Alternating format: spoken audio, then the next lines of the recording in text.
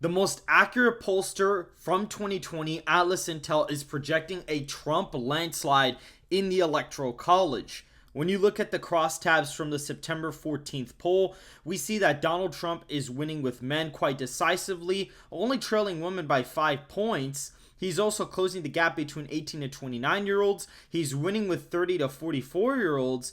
Has kind of lost some ground with 45 to 64. And Kamala Harris is actually winning 65 plus in this category. But the problem is they tend to underestimate Donald Trump's support in the polling with that group. His white support usually always gets underestimated in most polls as well.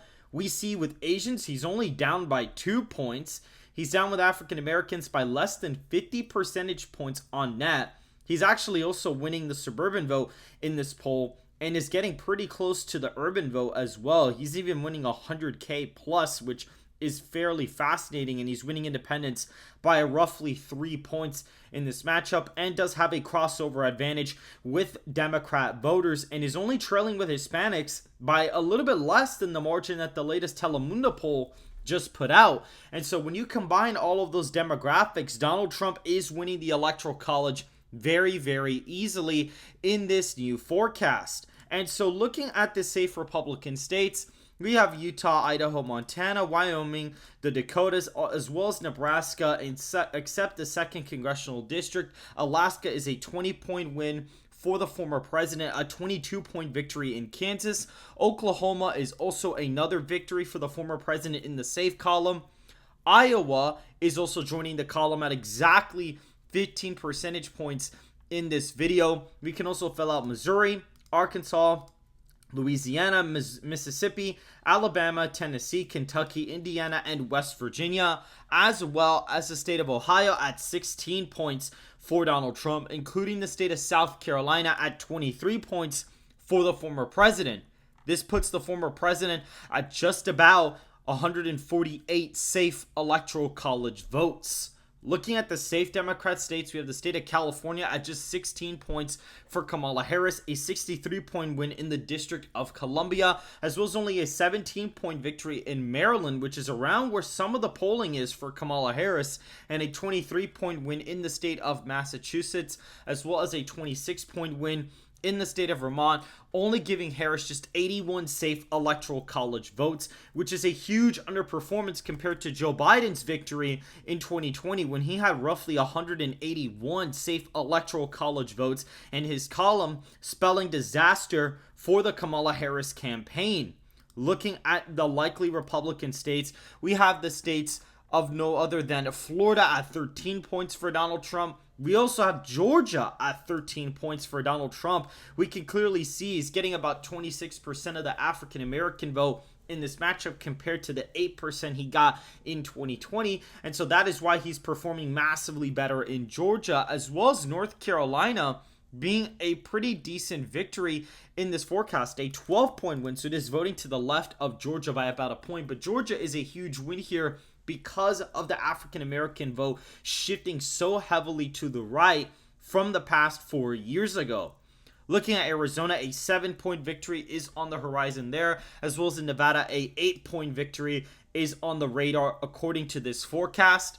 In the state of Texas, Donald Trump leads by 14 points in this brand new polling from Atlas Intel. And looking at Wisconsin, we see a 7-point win for the former president, as well as in the state of Pennsylvania. And in Michigan, Donald Trump is also up by a margin of 7 percentage points, including Maine's 2nd Congressional District, where he is currently winning by roughly 14 points in that forecast, showing that Donald Trump has a commanding lead in all of the battleground states and would win the election fairly easily according to this new poll.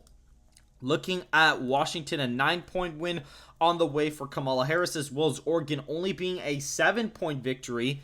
Going to the state of Hawaii, just a 9-point win for Kamala Harris, including a 6-point victory in Illinois. Presumably Cook County has a sizable African American population.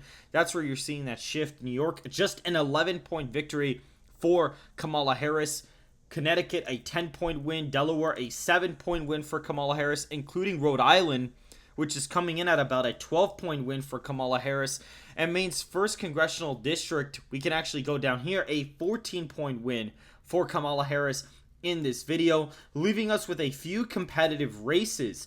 The state of New Mexico is an interesting one. It is a very, very competitive race. Just a 1-point win for Kamala Harris. We see that here, Joe Biden did actually win the state by 11 points, but due to the fact Donald Trump has gained with white voters and Hispanic voters in this matchup, New Mexico is going to be a significantly closer battleground state than what it was just a few years ago.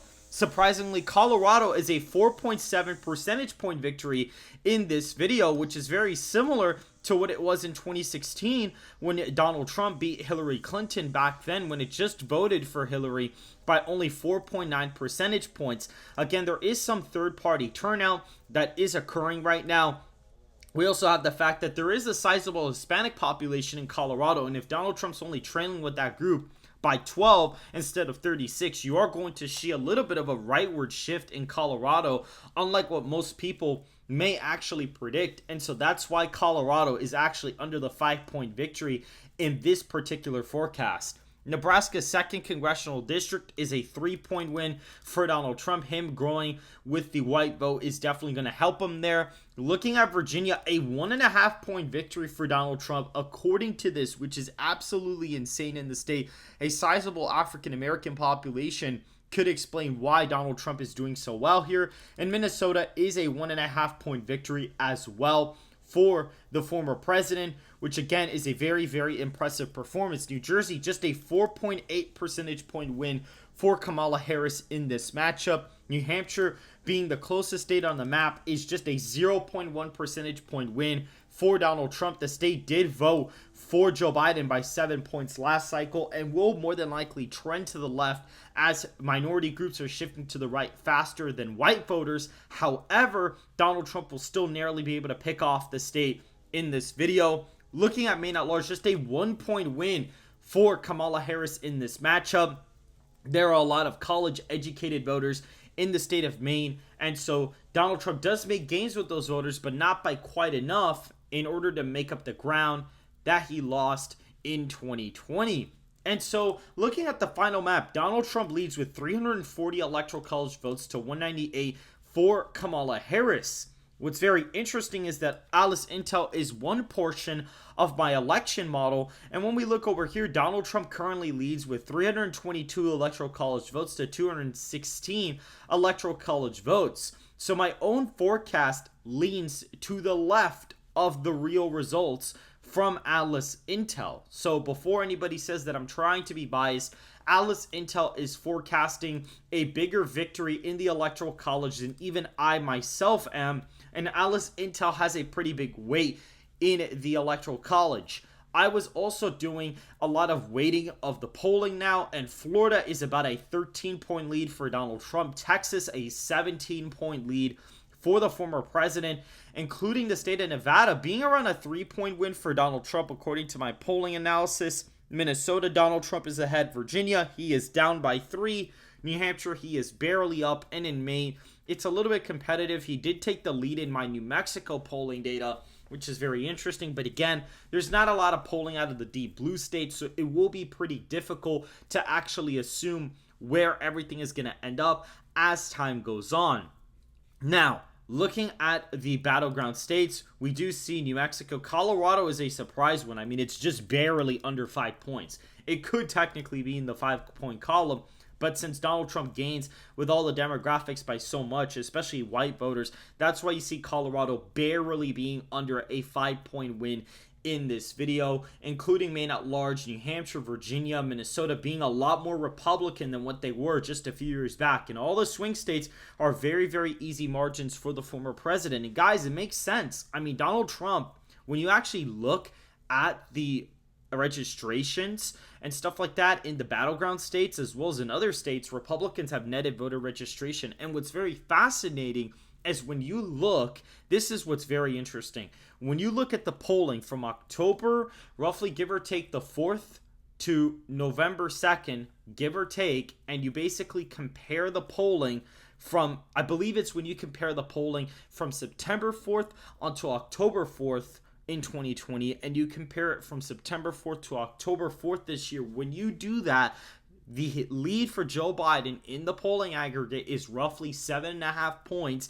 And when you look at this polling aggregate with the polling, you see about a tied aggregate. So that's a 7.5 percentage point shift, which is the shift that I'm finding in my own average as well, by the way. So if you were to apply that to the popular vote win for Joe Biden, Donald Trump would be up in the popular vote by 3 percentage points if all of the errors carry over from the previous cycle. And based on me analyzing a lot of the pollsters, it seems like pollsters may have a similar polling error or even worse polling error than last cycle. A lot of pollsters have been finding a tied race nationally, but a Trump +2 in Florida, which statistically would be impossible given today's political trends.